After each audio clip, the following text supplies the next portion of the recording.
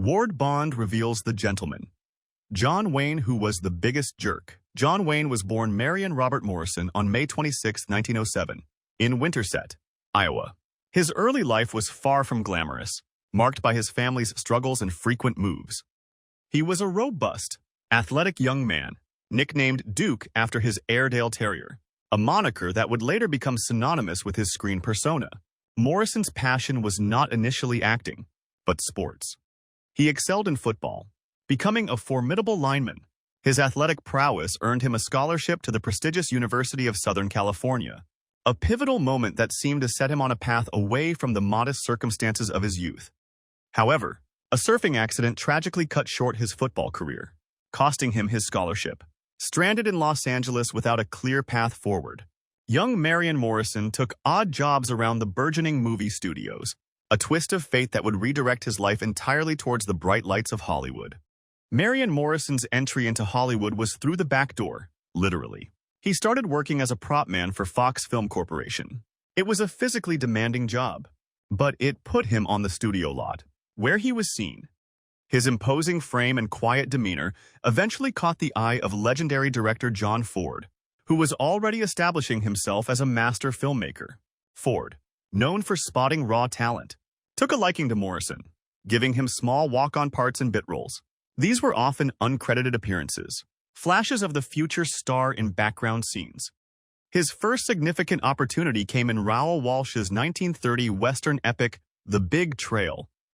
It was for this role that Marion Morrison was rebranded and given the name John Wayne. While the film wasn't a massive success, it put him in a leading role for the first time and began the process of building the John Wayne screen image. For the next decade, Wayne toiled primarily in low-budget B-westerns, making dozens of films a year, honing his craft and developing the screen persona that would later make him famous.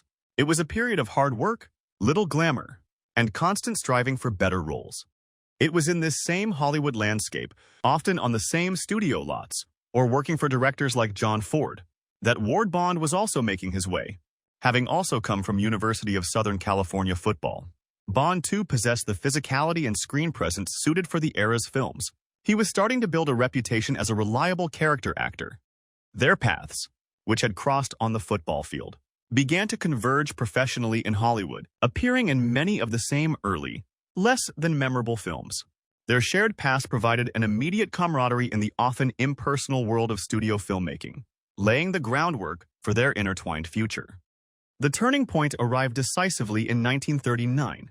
After years spent in the B-Western trenches, John Wayne was cast by his mentor, John Ford, as the Ringo Kid in the seminal Western Stagecoach. The film was a critical and commercial triumph, and Wayne, with his powerful screen presence, became an overnight sensation. This was it. The legend was born. From this point forward, John Wayne was a major star, headlining A-list productions. He starred in an incredible string of classic films that cemented his status as an icon. Red River, The Searchers, Rio Bravo, The Long Voyage Home, and later, The Man Who Shot Liberty Valance, True Grit, and The Cowboys. His public image was carefully cultivated and widely embraced.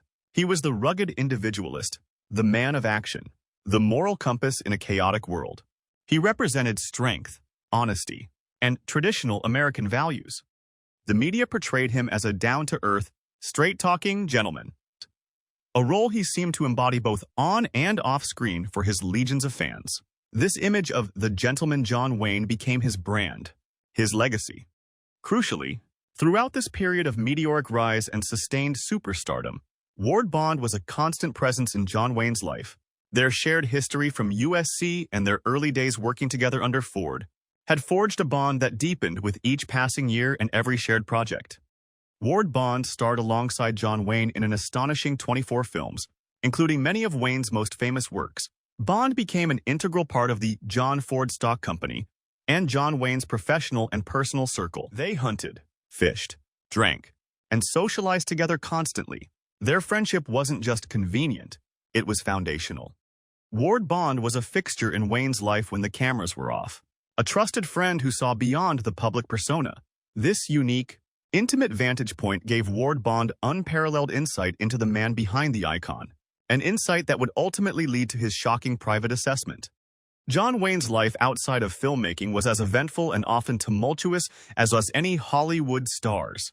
He was married 3 times, to Josephine Alicia Sáenz, Esperanza Bauer, and Pilar Palete. These relationships, particularly the second, were often played out under the intense scrutiny of the public eye, marked by periods of passion, conflict, and eventual dissolution. He had 7 children across these marriages, adding another layer of complexity to his private world.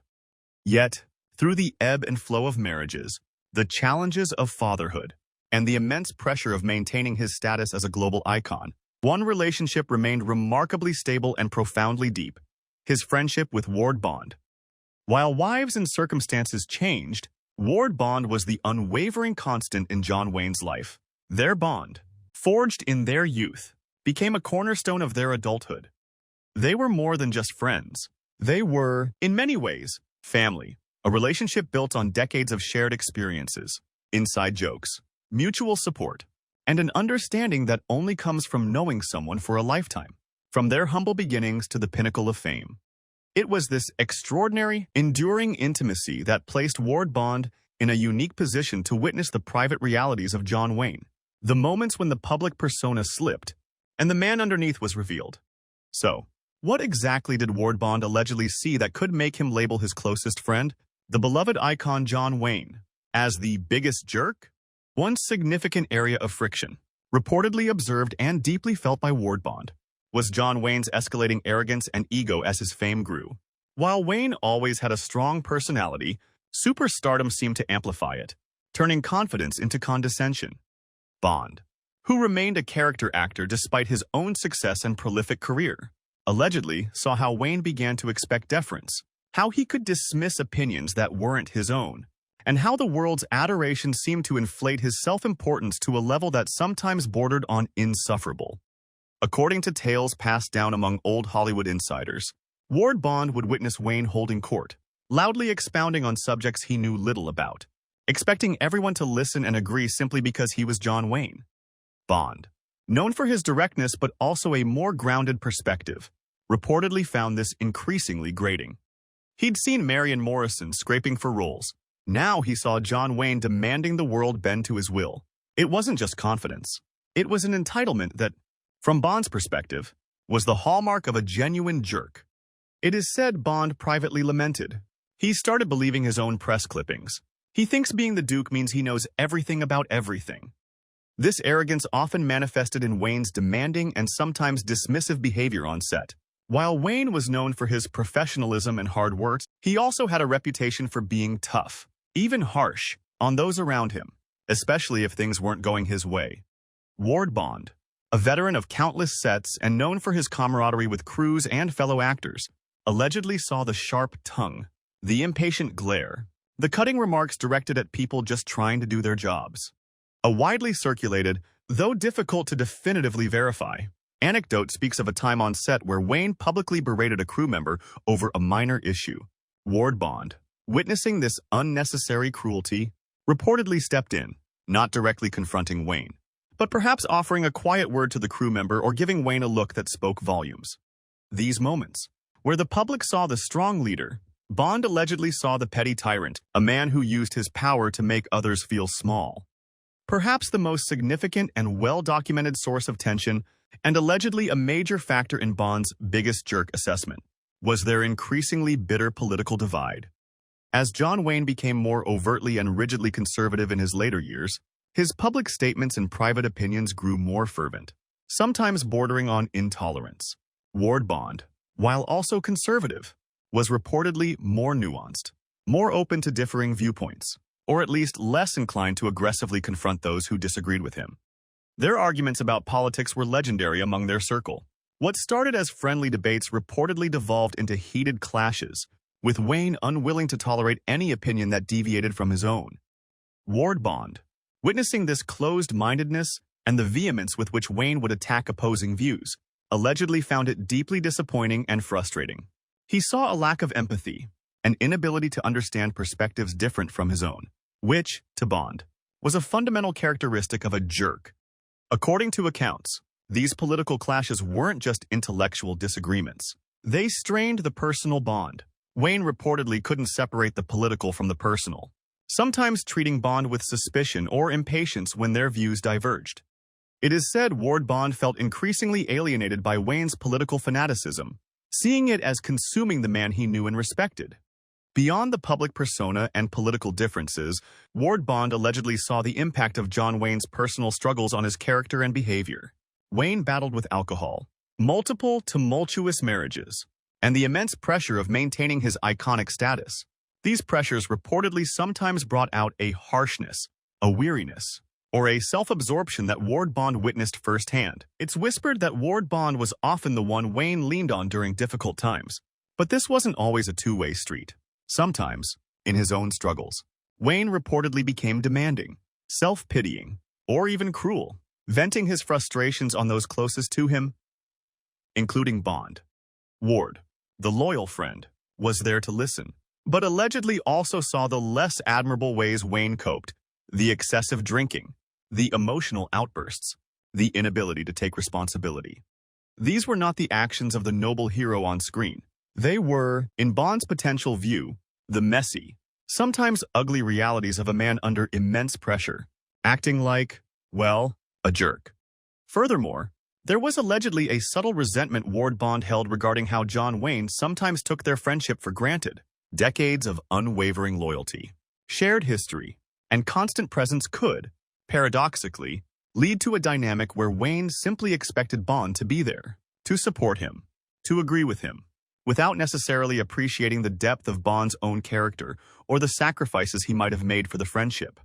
It is said that Bond, a proud and accomplished man in his own right, sometimes felt like a perpetual sidekick, not just on screen, but in life, expected to back up the Duke, but perhaps not always treated as an equal partner in the friendship. These were subtle wounds, not grand betrayals, but a slow accumulation of moments where Bond might have felt dismissed or undervalued by the person he was closest to. These perceived slights, when combined with the more overt displays of arrogance and intolerance, built a complex picture in Ward Bond's mind, a picture of a man he loved deeply, yet who could, in his most difficult moments, embody the very definition of a jerk. The tragedy of this revelation, if true, is that it comes from a place of deep intimacy. Ward Bond's perspective wasn't that of a casual observer or a rival. It was the view from inside the circle, from the man who saw John Wayne without the mask of fame. He saw the vulnerability, yes, but he also saw the flaws, the hardening of the personality, the less admirable choices.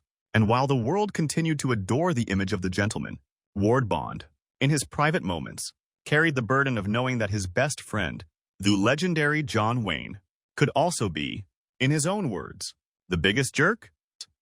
This was the hidden cost of their legendary friendship, a secret kept buried beneath layers of public admiration and personal loyalty. Ward Bond continued his prolific acting career well into the late 1950s, becoming a beloved television star as Major Seth Adams in the popular series Wagon Train.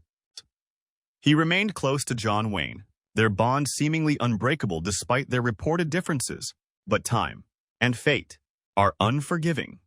On November 5, 1960, while on a trip to Dallas, Texas, Ward Bond suffered a massive heart attack and died at the age of 57.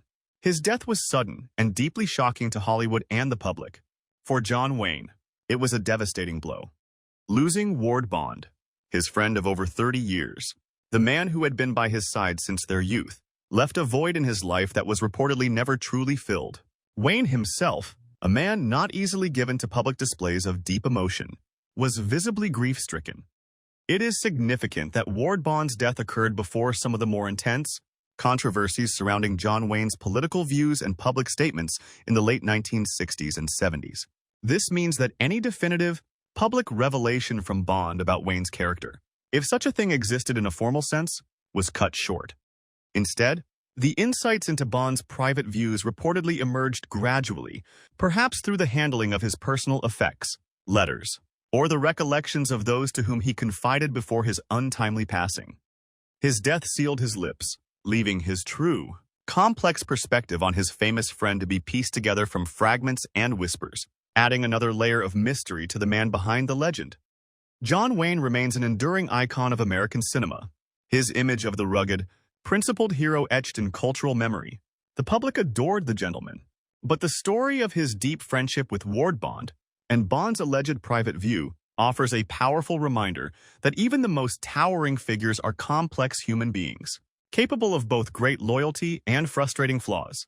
Ward Bond, the loyal friend, provides a unique lens through which to view the Duke, suggesting that behind the legendary facade, the man John Wayne could, at times, be far removed from the public's ideal. His revelation, whether a direct statement or a mosaic of observations, serves as a poignant postscript to their lifelong bond, a testament to the complicated truth that only those closest to us truly know us, flaws and all. A friendship often seen as an emblem of loyalty in Hollywood, but one that perhaps also gave Bond a unique vantage point into the complexities and contradictions of his famous friend.